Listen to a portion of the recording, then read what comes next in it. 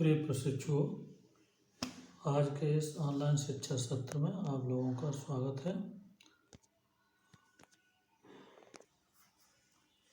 आज का सत्र डीएलएड चतुर्थ सेमेस्टर के लिए है और आज का प्रकरण है लेखन कौशल, टीचिंग ऑफ हैंडराइटिंग। भाषाई कौशलों में ये आखिरी कौशल है जिसका कि आज हम अध्ययन करेंगे। एक अच्छे लेखन के लिए किन किन बातों का ध्यान रखना है उन पर आज चर्चा करते हैं। लेखन अभिव्यक्ति का एक प्रमुख साधन है, क्योंकि जो भी हम अभिव्यक्त करते हैं उसे बोलकर या लिखकर करते हैं। बोलना तो कोई सबूत नहीं रहता है, लेकिन लेखन अभिव्यक्ति, लेखन कौशल एक ऐसा कौशल है जो हमारा इस जीवन के अलावा एक लंबे समय तक एक अभिलेख के रूप में सुरक्षित रहता है और जो लिखने वाला होता है उसको लंबे समय तक याद किया जाता है।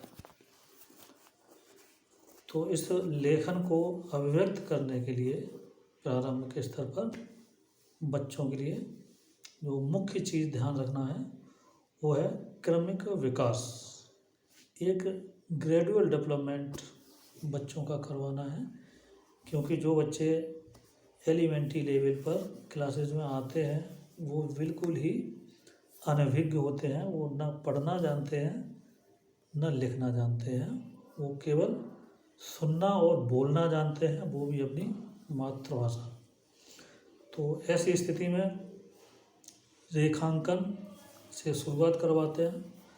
बच्चे को रेखांकन करवाना सिखाते हैं, चाहे खड़ी रेखाएं, तिरछी रेखाएं, जैसी भी हो वैसी। और दूसरा कलाकृतियाँ बनवाते हैं। कैसी भी कलाकृतियाँ हो वो बनवाने के लिए बच्चे को प्रेरित करते हैं और उससे प्रयास करते हैं कि वो कैसी भी कलाकृति जैसी उसकी इच्छा हो वैसी बनाए, और इस प्रकार से वह अपने हाथ पर अपना नियंत्रण कर सके, जो उसकी लेखन में उसका सहायता करेगी। और जब वो बच्चा कलाकृति के माध्यम से अपने हाथ को अपने नियंत्रण में करना सीख जाए, लिखने के लिए तैयार होने लगे, तो वर्ड रचना करवानी है। क्योंकि ये एक ऐसा कार्य है जो मन से जुड़ा हुआ है। इस संबंध में महात्मा गांधी जी कहते हैं कि लिखना सिखाने से पूर्व बालकों को चित्रकला अवश्य सिखानी चाहिए, क्योंकि अक्षर ही चित्र होते हैं। जो बच्चा कलाकृति बनाने में या चित्र बनाने में जितना ज़्यादा निपुण हो जाएगा वो उतना ही अच्छा लिखना सीख जाएगा। आंग्ल भाषा के एक लेखक हैं बेकन, वो कहते हैं कि reading makes a full man, conference a ready man and writing and exact man. तो इस तरीके से लेखन का बहुत बड़ा महत्व है। तो एक अच्छे लेख के लिए, अच्छे हस्तलेख के लिए किन किन बातों का विशेष ध्यान रखना है वो आगे आपको देखने को मिल रहे हैं। पहला है पठनीय लेजिबिलिटी। जो भी लिखा जा रहा है वो ऐसा लिखा जाए जो पढ़ने योग्य हो, पढ़ने में दिक्कत ना हो। दूसरा लेखन तारतम्यता, फ्लुएंसी। जो लिखा जा रहा है उसमें इतनी तारतम्यता बनी रहे, चाहे वो भावात्मक रूप से हो चाहे ग्राफिकली हो, एक तारतम्यता ऐसी कि वो देखने में सही लगे। आकर्षण, जो हमारा वर्ड लेखन है, शब्द लेखन है, अक्षर लेखन है, वो नियमित होना चाहिए। क्या मतलब आकर्षक होना चाहिए, ना उसमें एक्स्ट्रा स्ट्रोक नीचे की तरफ हो ना ऊपर की तरफ हो। जैसा कि आप जानते ही हैं, शुरू रेखा और अधोरेखा दोनों का ध्यान रखते हुए, क्योंकि हिंदी आपकी 2 लाइनों में लिखी जाती है और अंग्रेजी ऐसी भाषा है जो 4 लाइनों में लिखी जाती है। अगला है आपका वर्ण रूप में एक रूपता। जो आपके अक्षर हैं उनको, उनकी जो यूनिफॉर्मिटी है वो भी एक रूपता के हिसाब से हो। जैसे कि जो लेटर्स ऊपर की लाइनों में लिखे जाने हैं वो ऊपर हों, जो नीचे की में लिखे जाने हो नीचे की में हो, जो बीच की दो लाइनों में है वो उस तरीके से। कहने मतलब एक जो यूनिफॉर्मिटी प्रत्येक लेटर्स के लिए जो डिफाइन की गई है, निश्चित की गई है, वो बनी रहना चाहिए। मुखरता, एक्सिप्लिसिट, प्रत्येक अक्षर की और प्रत्येक शब्द की जो मुखरता है वो एक तरीके से स्पष्टता प्रदर्शित होना चाहिए। और अंतिम है आपका उचित वर्ण रचना, करेक्ट स्पेसिंग। जो भी हम अक्षर बनाएं, अक्षर से अक्षर के बीच में एक निश्चित दूरी, जिससे कि वो एक दूसरे को स्पर्श न करें और एक दूसरे को टच न करें, जिससे कि उनकी जो रचना है वो स्पष्ट दिखाई देती रहे। अब दूसरी चीज़ है लिखने की तैयारी।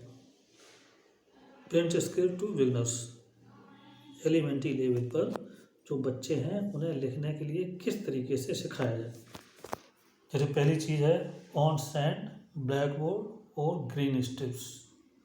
आपने देखा होगा जब भी आप विद्यालयों में गए हैं तो प्राथमिक विद्यालयों में कक्षा 1-2 के बच्चों के लिए प्रत्येक कक्षा कक्ष में 3 या 4 मीटर की ऊंचाई तक हरे रंग की पट्टी होती है।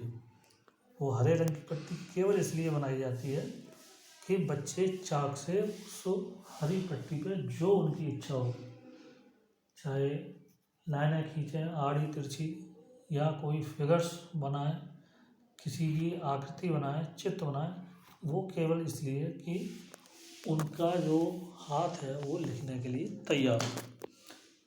यदि ये नहीं है, आपको घर पर बच्चों को सिखाना चाहते हैं तो एक ट्रे में बालू ले लीजिए और बालू पर हाथ से लिखिए ऑन बालू पर, अथवा ब्लैक बोर्ड का इस्तेमाल कर सकते हैं और बच्चे को चाक देकर खड़िया देकर कह सकते हैं कि बेटा इस पर जो भी इच्छा है वो बनाओ। दूसरा है हवा में लेखन करना। जब बच्चा थोड़ा थोड़ा सीख जाए फिर हवा में उंगली चलाते हुए बड़ा सा चित्र बनाना और बच्चे से कहना इसको देखो हम क्या बना रहे हैं, किस तरीके से जो हमने बनाया है उसकी नकल करके बना के देखो। अगला प्री राइटिंग एक्सरसाइज और पैटर्न्स ऑन द पेपर, जो प्रिंटेड बाज़ारों में उपलब्ध होती हैं, उन एक्सरसाइज को हम लेकर के बच्चों को दे सकते हैं और उनसे कह सकते हैं कि जो प्रिंट एक्सरसाइज है वो लेटर्स की उस पर घुमाने के लिए कि वो पहले उंगली से घुमाओ, फिर कच्ची पेंसिल से घुमाओ और देखो ये क्या है। ठीक इस तरीके से पेपर्स के भी पैटर्न्स आते हैं अलग से बने हुए, कटे हुए। इसके बाद आखिरी चीज़ आती है लेटर फॉर्मेशन और राइटिंग।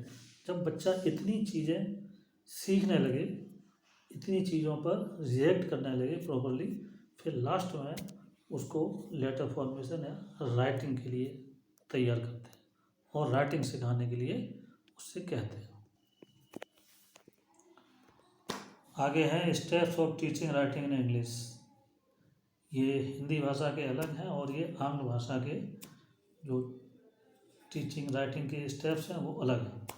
जब हम बच्चों को आंग्ल भाषा सिखाएंगे तो सबसे पहले इस चीज़ का ध्यान रखेंगे कि उसको अल्फ़ाबेट ग्रेजुअली क्रैम कराने का प्रयास नहीं करेंगे, क्योंकि ऐसा करना उनके लिए शुरुआत में कठिन होता है। तो ओरली अलग चीज़ है, लेकिन जब हम राइटिंग कराएंगे, लिखना सिखाएंगे, तो पहली चीज़ वर्टिकल पोजीशन के आधार पर जो भी लेटर्स हैं इंग्लिश अल्फ़ाबेट के, उनको वर्टिकल पोजीशन में बने हैं उनको लिखना बताएंगे और सिखाएंगे। जैसे शुरुआत करेंगे असेंडर्स, जो ऊपर की 3 लाइनों में लिखे जाते हैं, उन लेटर्स को लिखना बताएंगे, सिखाएंगे। और ये जो असेंडर्स हैं वो आपके BHLKTD जो मैंने उदाहरण के तौर पर लिख दिए हैं। ठीक इसी तरीके से डिसेंडेंट्स, जो नीचे की 3 लाइन में बनने वाले अक्षर हैं, वर्ड्स हैं, उनको लिखना है। जैसे Q G J P Y, ये बीच की लाइनों से नीचे क्या मतलब नीचे की 3 लाइनों में बनने वाले हैं। और तीसरे हैं मिडिल वंस, जो कि बीच की 2 लाइनों में बनेंगे। इस तरीके से उन्हें सिखाना है। और फिर दूसरा है शेप ऑफ लेटर्स। ये अक्षरों की बनावट के आधार पर, जैसे कर्व्स, जो वक्र हैं, जो अक्षर वक्र में लिखे जाएंगे उनको लिखना सिखाएंगे, ACEO, ठीक है। उसके बाद स्ट्रेट्स, जो बिल्कुल सीधी लाइनों में लिखे जाएंगे, LPUW। और लास्ट में मिक्स्ड, जिसमें कर्व भी है और स्ट्रेट भी है, दोनों का संयुक्त स्वरूप है TDBF और K। ये वो लेटर्स हैं जो मिक्स हैं, कर्व और स्ट्रेट दोनों को मिला करके लिखे जाएंगे। और अगली चीज़ है नंबर ऑफ एफर्ट्स के आधार पर बच्चों को आंग्ल भाषा की वर्णमाला लिखाने का प्रयास करना। इसमें है 1 स्ट्रोक, वो लेटर्स जो 1 स्ट्रोक में ही लिखे जाने हैं, ACONV। इन्हें एक ही प्रयास में लिख करके पूरा करना है। और बाकी के जो और अक्षर हैं जो 2 स्ट्रोक्स में लिखे जाएंगे, DKJY, ठीक है। ये मैंने एज ए एग्जाम्पल लिख दिए हैं, यहाँ सारे नहीं लिखे हैं। आप इस चीज़ का ध्यान रखेंगे कि कौन से लेटर्स हैं जो 1 स्ट्रोक में लिखे जाएंगे और कौन से हैं जो 2 स्ट्रोक्स में लिखे जाएंगे। तो इस तरीके से जो राइटिंग स्किल है वो डेवलप करना है बच्चों को। जब बच्चे हमारे इस क्रम से, इस शेड्यूल से लिखना प्रारंभ कर देते हैं, शुरुआत कर देते हैं, फिर लास्ट में उनका जो राइटिंग है उसको सुधारने के लिए हम ट्रांजिशन मेथड पे आते हैं और जॉइंट राइटिंग को सिखाने के लिए प्रयास करते हैं।